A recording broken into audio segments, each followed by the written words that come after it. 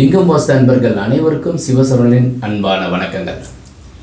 இன்னைக்கு மேற்க பார்த்த அருமையான 20க்கு 50 ஒரு 2BHK எப்படி அமைக்கிறதுங்கிறது பார்க்க போகிறோம். எத்தனை புலி வரும், இன்னர் அவுட்டர் மெஷர்மெண்ட் சரியாக வருமா அப்படின்னு நிறைய கேள்விகள் இருக்குது.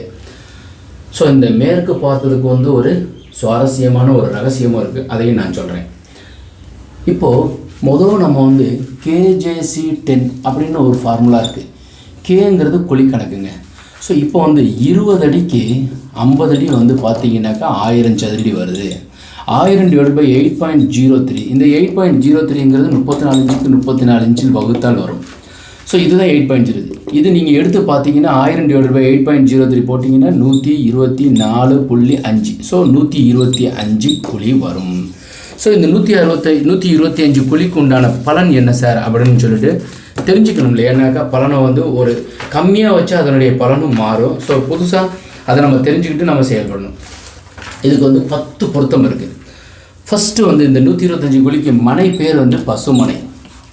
வரவு 4, செலவு கம்மி. யோனி பொருத்தம் யானை, குடும்பம் மேன்மை. நட்சத்திரம் அசுவினி. வார பொருத்தம் குரு, புத்திர விருத்தி, பிள்ளைகளால் நன்மை. அங்கீச பொருத்தம்ங்கிறது குரு அங்கீசங்க. ஸோ இந்த வாழையடி வாழை பொருத்தம்ன்று சொல்கிறது.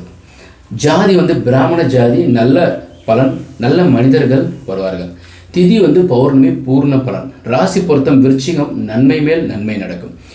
வயது பொருத்தம் 75 ஆண்டுகள், நலமாக சேமமாக செல்வ செழிப்பாக ஆரோக்கியமாக இருப்பீர்கள்.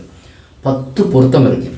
ஸோ இந்த 125 குழி வைப்பதால் இதற்குண்டான பலன்களை நான் உங்களுக்கு சொல்லியிருக்கிறேன்.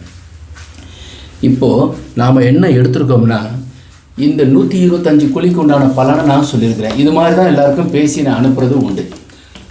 இப்போ இந்த பிளாட்டினுடைய பில்டிங்கினுடைய அகலம் நம்ம எடுக்கிறது இது 20 அடி, இது 50 அடி. இது போக உங்கள்கிட்ட ஒரு 30 அடி பிளாட்டுன்னு வச்சுக்கோங்க, அல்லது 25 அடி பிளாட்டுனாக்கா இது ஃபேஸிங் வெஸ்ட்டு, இது ஈஸ்ட்டு, நார்த்து, சவுத்து. அப்போது இது south east, north east, north west, south west. ஓகேங்களா? இப்போ 20க்கு 50னாக்கா உங்கள்கிட்ட பில்டிங் நம்ம பிளாட்டு பில்டிங்கினுடைய அகலம் தான் எடுத்துருக்கோம். அப்போ பிளாட்டு 25ன்னு வச்சுக்கோங்களேன். ஒரு பக்கம் 2 அடியும், ஒரு பக்கம் 3 அடியும். அப்போ 3 அடிங்கிறது வடக்கு பக்கத்தில் விடுங்க, 2 அடிங்கிறது தெற்கு பக்கத்தில் விடுங்க. பிளாட்டுக்கு பின்னாடி 50ங்கிறது 60 இருந்துச்சுனாக்கா பின்னாடி 6 அடி, முன்னாடி அதே மாதிரி 4 அடி. அப்போ 60க்கு 25 பிளாட்டு. அதில் முன்னாடி 4 அடி, பின்னாடி 6 அடி, வடக்கு பக்கம் 3 அடியும், தெற்கு பக்கம் 2 அடி இடம் விடுறோம். அப்போ 20க்கு 50ல் ஒரு நல்ல பிளான் எப்படி அமைக்கிறது, எப்படி நம்ம முதல் நிர்ணயம் பண்ணுறதுங்கிறது பார்ப்போம். இப்போ இது 20 அடி, இது நீளம் உங்கள்கிட்ட 50 அடி இருக்குது. இப்படி தாங்க இருக்குது. ஸோ இதில் ஃபஸ்ட்டு நம்ம எப்படி எடுத்துக்கணும் அப்படின்ட்டு உங்களுக்கு நான் சொல்கிறேன். இப்போ இதுதான் கன்னி மூலைன்னு சொல்கிறது. அப்போ இதை என்ன செய்யணும்னா ஒரு 16 அடி முதல் எடுத்துட்டோம், இதை வகுத்துட்டோங்க. ஸோ இது வெராண்டா, இது பெட்ரூம். அப்போ இது பெட்ரூம் நம்ம எவ்வளோ எடுத்துருக்கோன்னா 16 அடி எடுத்துட்டோம். அடுத்து ஒரு 16 அடி எடுத்துக்கிறோம். ஓகேங்களா? இது ஒரு 16 அடி அல்லது 17 அடி கூட உங்களுக்கு தேவைக்கு ஏற்றாற்போல் எடுத்துக்கோங்க. இந்த பெட்ரூம் அட்டாச் டாய்லெட் வேணும்ல, அப்போ இதை அப்படியே வச்சுக்கோங்க. இது ஒரு 11 அடி வச்சுக்கோங்க. அதுக்கப்புறம் இந்த பெட்ரூமுக்கு அட்டாச் டாய்லெட் வச்சுக்கோங்க. இது ஓடிஎஸோ யூட்டிலிட்டியோ வச்சுக்கோங்க. அதுக்கப்புறம் இது ஒரு டாய்லெட். இப்போ இது வரைக்கும் வந்திருக்கு 16, 32, 3/4, 1, 2/4, 3, 35, மிச்சம் 15 அடி இருக்குது. ஸோ இதை இப்படி பிரிச்சுட்டோம், இதை இப்படி வச்சுருக்கோம். இது பூஜை ரூமாக வச்சுக்கோங்க. இது அப்பா அம்மா படுக்கிறதுக்கு ஒரு பெட்ரூம். ஏன்னா 15 அடி இருந்துச்சு இல்லையா, 4.25 அடி வச்சுக்கோங்க. இது ஒரு 10 அடி. அப்போ இது என்ன வரும்? South east. அப்போ என்ன போடுவீங்க? இது கிச்சன். ஓகே, இது டேபிள் இப்படி வச்சுக்கிறோம். இந்த இடத்துல தான் நீங்கள் அடுப்பு கொடுக்குறீங்க, இந்த தொட்டி இங்கே கொடுத்துட்றோம். இந்த பெட்ரூம் இது ஒரு டாய்லெட்டை கொடுத்துருக்கோம் இல்லையா, இது இப்படி கொடுத்துட்றோம். இது இதனுடைய ஈசானியத்தில் கொடுத்துட்டோம். இந்த இடத்துல ஜன்னல், இதில் இந்த இடத்துல பீரோவும், இதில் இந்த இடத்துல கட்டிலையும் கொடுக்கணும். படி உங்களுக்கு இது 10 அடி வச்சுக்கோங்க. ஏன்னாக்கா 20 அடி நம்ம பிளாட்டு, 10 அடி வச்சுருக்கோம். இது ஒரு 8 அடினாக்கா 18 அடி, சுவர்கணம் 3/4 1 2.25, அப்போ இது 7.75 இருக்கும். படியை நீங்கள் அழகாக இப்படியே திருப்பி ஏற்றிடலாம். இது ஹால். நல்ல ஜன்னல்கள் வந்து நல்லா குத்து விழுகாமல் ஜன்னலாக கொடுத்துடலாம். ஒரு சில அன்பர்கள் வந்து மேற்க பார்த்த வீட்டுக்கு வடக்கில் வாசல் வைக்கலாமா அப்படின்னு சொல்லி கேட்பாங்க. நல்லா புரிஞ்சுக்கோங்க, இந்த பக்கம் நிறைய காலி இடம் வடக்கு பக்கம் உங்களுக்கு இருந்தால் நீங்கள் வந்து எப்படி செய்யலாம்னாக்கா, இதிலேருந்து கார் பார்க்கிங் உள்ளே கொண்டு வந்து வச்சுட்டு இந்த ஹாலுடைய ஈசான மூலையில் நீங்கள் வாசல் வைக்கணும். நல்லா புரிஞ்சுக்கோங்க, இந்த வாசல் வந்து வடக்க பார்த்த வேணும்னா பிளாட்டினுடைய அகலம் ஜாஸ்தி இருந்தால் வடக்கு வாசல் வைக்கலாம். இப்போ இதில் ஜேசி, அதாவது குழிக்கணக்கு KJC10, இந்த குழிக்கணக்குங்கிறத நம்ம 125 பார்த்துட்டோம். ஜாதகங்கிறது என்ன அப்படின்னாக்கா, இதில் வந்து நம்ம எப்படி செய்வோம்னாக்கா, இப்போ இந்த பிளானில் வடக்க பார்த்து நான் உங்களுக்கு சொல்லியிருக்கேன். எப்போதுமே ஜாதகத்தில் சொல்லும்போது மிதுன ராசி, துலா ராசி, கும்பராசி 8ஆம் தேதி 17ஆம் தேதி 26ஆம் தேதி பிறந்தவர்களுக்கு மேற்கு திசை யோகம்னு சொல்லியிருக்கேன். சனி பகவான் அப்படின்றவர் வந்து ஜாதகத்தில் இப்படி கட்டம் போட்டோன்னு வச்சுக்கோங்களேன், இப்படி இருக்கும். சனி இங்கேயோ இந்த இடத்துல இருந்தால், சனி ஆட்சி உச்சம் இருந்தால், நீங்கள் இந்த ராசியில் இல்லாமல் வேறு ராசியில் இருந்தாலும் சனி ஆட்சி உச்சம் பெற்றிருந்தால் அந்த மேற்கு திசை டைரெக்டாக வாசல் வச்சு கட்டலாம். தொழிற்சாலை வச்சுருக்கிறவங்க, இரும்பு கடை வச்சுருக்கிறவங்க, இரும்பு தொழில் செய்கிறவங்களுக்கு மேற்கு திசை யோகம். நீங்கள் பிளாட்டு மேற்க வாங்கிட்டீங்க, வடக்கு வச்சு கட்டுறீங்க. இறைவன் உங்களுக்கு கொடுத்துருக்கிறது வந்து மேற்கு திசை கொடுத்துருக்கிறாரு. நீங்கள் வந்து ஆகர்ஷண சக்தி அனைத்தும் உங்களுக்கு மேற்கு பக்கமாக வரும். அதனால் நீங்கள் வந்து மேற்கு திசை அப்படியே வச்சு கட்டலாம். இப்போ மேற்கு திசை யோகம், மேற்கு திசைக்கு உண்டான சனி பகவானுடையது, குழிக்கணக்கு, ஜாதகம், கார்னர், இன்னர் அவுட்டர் மெஷர்மெண்ட் எல்லாமே இந்த 20க்கு 50 1000 சதுரடியில் டைரெக்டாக நல்லா இந்த 5ம் பொருந்துகிற மாதிரி அமைக்க முடியும். ஒரு உயர்வுக்கும் ஒருவருடைய தாழ்வுக்கும் வீடே காரணம்ங்கிறதுக்கு ஒரு சின்ன உதாரணம் சொல்கிறேன்.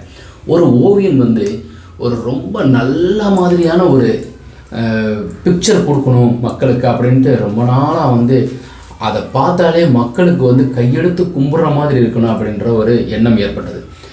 அப்போ காடு மலையெல்லாம் ஏறி சுற்றி திரிஞ்சு கடைசியாக அவருக்கு வந்து ஒரு ஆடு மேய்ப்பவனை பார்த்து ஒரு ஆளை பார்த்தார். அவர் வந்து நல்லா வந்து முக லட்சணமாக இருந்தார். அதுக்கப்புறம் அவர் கண்கள் நல்ல பிரகாசமாக இருந்தது. அதை ஓவியம் போட்டு நிறைய அந்த பிரதிகள் நிறைய லட்சக்கணக்கானது விற்றார். அவருக்கு ஏக சந்தோஷம். அதுக்கப்புறம் ஒரு 20 ஆண்டுகள் கழித்து அவருடைய எண்ணம் எப்படி வந்துருச்சுன்னா, இந்த மாதிரி ஒரு நல்ல மாதிரியான ஒரு ஃபோட்டோ கொடுத்துருக்குறோம், ஸோ ஓவியம் கொடுத்துருக்குறோம், இப்போ வந்து ரொம்பவும் வந்து சிதைந்த, ரொம்ப அகோரமாக இருக்கிறது, ரொம்பவும் வந்து கொடூரமாக இருக்கிறது, கிட்டத்தட்ட வந்து மக்களால் ஒதுக்கப்பட்ட ஒரு பிசாசு மாதிரி இருக்கிற மாதிரியான ஒரு ஆளை வந்து ஓவியம் பண்ணணும் அப்படின்ற ஒரு திடீர்னு சொல்லிட்டு அந்த ஓவியருக்கு எண்ணம் வந்துடுச்சு. அவர் முன்னையும் வந்து எக்கச்சக்கமான இடங்கள் ஓடி கடைசி 20 ஆண்டுகள் கழித்து தான் இந்த மாதிரி ஒரு எண்ணம் வந்தது. அப்புறம் கடைசியாக வந்து நிறைய இடத்துல சுற்றுனதில் வந்து ஒரு ஜெயிலில் ஒரு மனிதரை பார்த்தாரு. அவர் வந்து கிட்டத்தட்ட வந்து முகம் செதஞ்சிருக்கு, எக்கச்சக்கமான வந்து முடிகள், அதுக்கப்புறம் மனிதன் வந்து அகோரமாக இருக்கார், பார்க்குறதுக்கே முடியலை. ஸோ அந்த ஆளுக்கு வந்து கிட்டத்தட்ட ஒரு 7 நாளில் தூக்கு போட போகிறாங்க. அவர்கிட்ட போய் இந்த மாதிரி உங்களை நான் ஓவியம் பண்ணிக்கிறேன் அப்படின்னு சொல்லி கேட்குறாரு. பண்ணிக்கோங்கன்ற. அப்புறம் ஓவியம் பண்ணி முடிச்சதுக்கப்புறம் 2 ஓவியங்களையும் வச்சு பார்க்குறாரு. 20 ஆண்டுகளுக்கு முன்னாடி எடுக்கப்பட்ட ஒரு மனிதரையும் இந்த மாதிரி கொடூரமான மனிதரையும் பார்க்குறாரு. பின்னாடி இருந்து ஒரு அழுகுரல் தெரியுது. என்னடா யாரோ அழுகிறாங்களேன்னு சொல்லிட்டு பார்த்தோம்னா அந்த அகோர மனிதர் வந்து அழுகிறாரு. ஏங்க அழுகிறீங்க அப்படின்னு கேட்டார். அந்த 2 ஃபோட்டோவை பார்த்தோன்னா வந்து உங்களை தவறாக நான் எடுத்துட்டேன்னா இந்த மாதிரி தப்பாக நினைக்கிறீங்களா அப்படின்னாரு. இல்லைங்க, நான் உங்கள்கிட்ட ஒரு உண்மையை நான் மறைச்சிட்டேன், எடுத்துக்கப்பட்ட ஃபோட்டோவும் அடியன் தான் அப்படின்னு சொன்னார். ஸோ 20 ஆண்டுகளுக்கு முன்னாடி அந்த ஆடு மேய்ப்பவர் வந்து வாழ்ந்த முறையில் கிட்டத்தட்ட வந்து நரகத்தின் வாயில் தான் அவர் வந்து வாழ்ந்துட்டுருக்கார். 20 ஆண்டுகளுக்கு முன்னாடி சொர்க்கத்தில் வாழ்ந்த மனிதர் கடைசியில் வந்து 20 ஆண்டுகளில் எவ்வளவு தூரம் கீழே தள்ளப்பட்டு ஒரு 7 கொலைகள் செஞ்சு ரொம்பவும் கொடூரமான சித்திரவதையான ஒரு வாழ்க்கையை வாழ்ந்ததற்கு உண்டான காரணம் ஒரு மனிதரை உயர்த்துவதும் திசைகளும் இந்த வீடுகள் வாழ்க்கை முறையும். ஒரு சில நண்பர்களுடைய கமெண்ட் செக்ஷனில் போடுறாங்க, இதெல்லாம் வந்து வாழ்க்கைக்கு உதவும் அப்படின்னு கேட்குறாங்க. ஒரு மனிதர் உயர்வதற்கும் ஒரு மனிதன் தாழ்வதற்கும் ஸோ அது வந்து ஜாதகம் அப்படின்னு சொல்லிட்டு நிறையா வந்து உண்மைகள் இருந்தாலும், ஒரு ஜாதகத்தில் வந்து ஒரு மனிதர் வந்து எக்கச்சக்கமான உயர்வை வளர வேண்டும்ங்கிறது ஒரு உண்மை இருக்குது. அப்போ வந்து அவர் வந்து 1 கோடி ரூபா அவர் சம்பாதிச்சிருக்காரு, இல்லை எக்கச்சக்கமான சந்தோஷத்தை சம்பாதிச்சிருக்காரு அப்படின்னு சொல்கிறதுக்கும், அவர் சரியான ஒரு வீட்டில் வாழ்ந்திருக்காருன்னா அவர் பல விதங்களில் வந்து நன்மைகளையும் நிறைய வந்து தர்மங்களையும் செஞ்சு புண்ணியங்கள் அடைஞ்சு சந்தோஷத்தை அடைஞ்சிருக்கிறாரு, காசு பணம் சம்பாதிச்சிருக்காரு அப்படின்னு சொல்கிறது வந்து வாழ்கின்ற வீட்டினுடைய ஒரு அமைப்பை வைத்து தான் நாம் நிர்ணயம் பண்ணணும். இதெல்லாம் வந்து நான் வந்து சொல்கிறதுக்கு ஒரு காரணங்கள் வந்து அதிகமான வந்து ஒரு கஷ்டமான வாழ்க்கையெல்லாம் பல ஆண்டுகளுக்கு முன்னாடி அடியன் வாழ்ந்துருக்கிறேன். ஸோ அதனால் தயவு செய்து வந்து வீட்டினுடைய அமைப்பை சரியாக அமைத்து கொண்டோமே ஆனால் நிச்சயமாக உங்கள் வாழ்க்கையில் சந்தோஷமாக வாழ முடியுங்கிறதுக்காக தான் நான் வந்து இந்த மாதிரி வரைபடம் புரிகிற மாதிரியும் உங்களுக்கு சொல்கிறேன். என்னுடைய கமெண்ட் செக்ஷனில் அவசியமாக நீங்கள் இதிலேருந்து இது இன்னும் எளிமையாக எப்படி சொல்லலாம் அல்லது இதே புரியுதுன்னா நீங்கள் அவசியமாக எனக்கு வந்து சார் இது புரியுது, இல்லை உங்களுடைய கருத்துக்கள் புரியுது, நீங்கள் சொல்கிற கோவில்கள் உங்களுடைய ஹிஸ்ட்ரிஸ் நீங்கள் சொல்கிறது புரியுது அப்படின்னு சொன்னீங்கன்னா தயவு செய்து என்னுடைய கமெண்ட்ஸில் போடுங்க. உங்களுக்கு வரைபடம் தேவைப்பட்டால் என்னுடைய நம்பர், வாட்ஸ்அப் நம்பர் கண்டிப்பாக கீழே ஓடிட்டுருக்கோம். நீங்கள் பார்த்து அதன்படி நீங்கள் வந்து ஃபோன் பண்ணி உங்கள் வரைபடம் திருத்தமோ இது மாதிரி நீங்கள் போட்டிருக்கிற வரைபடத்தை சரியாக அமைச்சிருக்கிறீங்க. என்னுடைய வரைபடங்கள் பார்த்தாலே எளிமையாக புரிகிற மாதிரி இருக்கும்.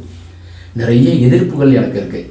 நிறைய அன்பர்கள் இந்த மாதிரி வரைபடம் நாங்கள் போட்டு கொடுக்கறதுனால இன்னொரு வாஸ்து நிபுணர்கிட்ட காமிக்கும்போது கருத்து வேறுபாடுகள் வருது. அதனால் நீங்கள் வந்து இந்த 5ஐயும் சரி பார்த்து நீங்களே வீடு கட்டலாம்.